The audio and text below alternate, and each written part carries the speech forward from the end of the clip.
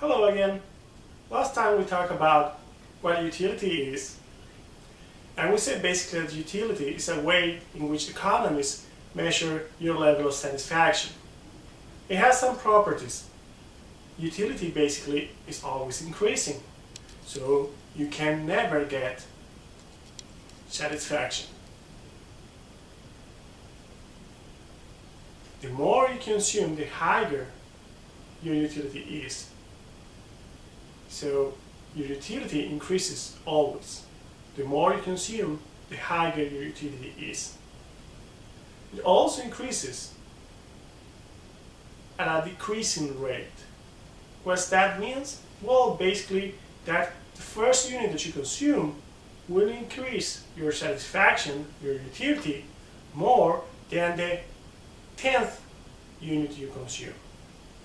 But it will always increase your utility.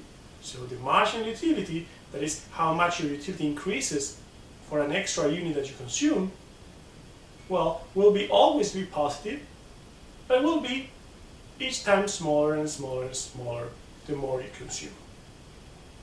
Today, I want to talk about why we don't consume just infinite amounts of goods, because since the more you consume, the higher your utility it is, and the more satisfaction you get.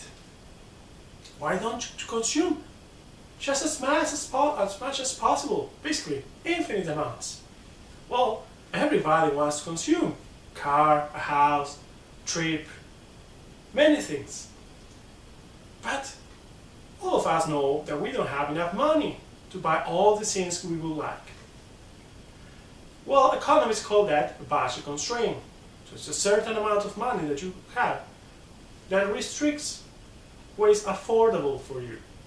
Whatever costs more than the money that you have is not affordable.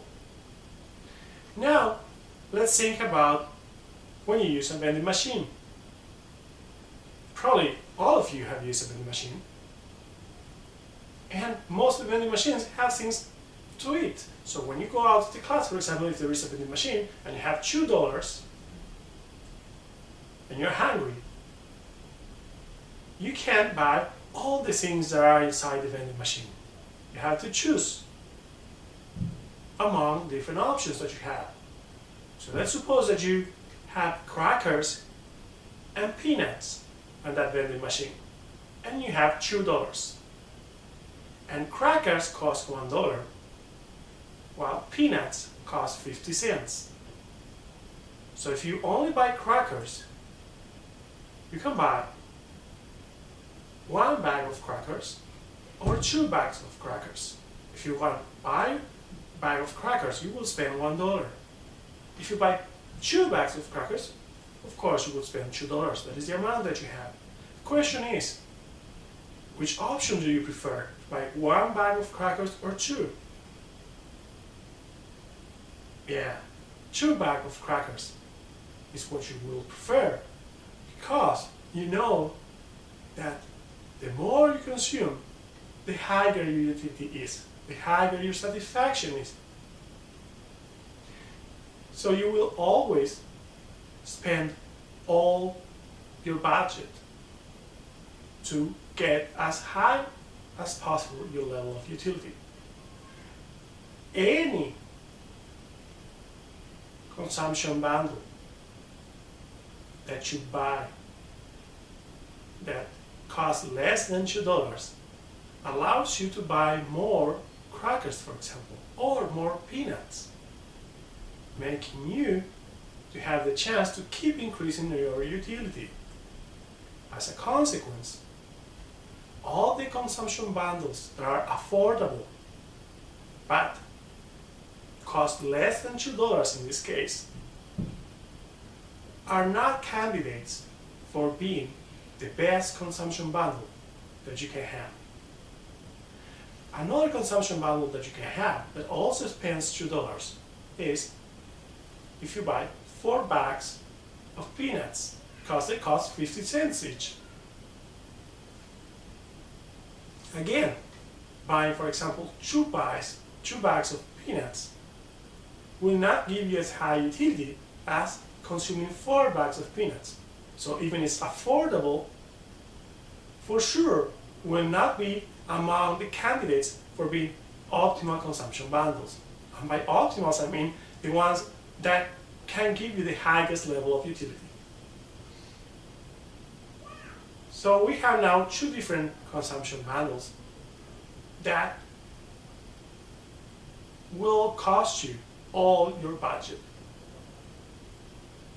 We call these bundles the set of all the consumption bundles that cost you all the money that you have.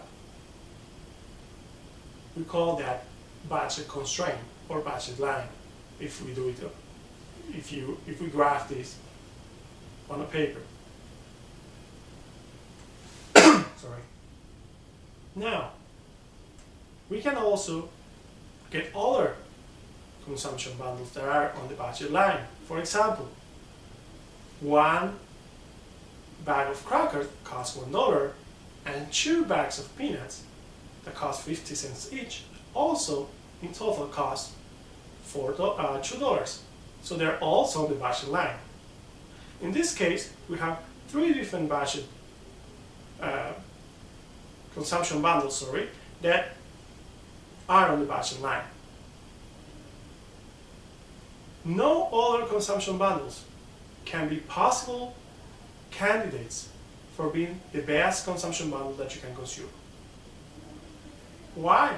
Well, first because the ones that cost less, you can always spend more, less than $2, you can always spend more and get more utility. So that cannot be optimal. And the ones that cost more than $2, well, they are non-feasible. You cannot afford it. So next time, we will talk about how you will choose, or anybody choose, which of the consumption bundles that are on the budget constraint is the optimal consumption bundle. Basically the bundle that maximizes your utility. Thank you for watching. See you next time.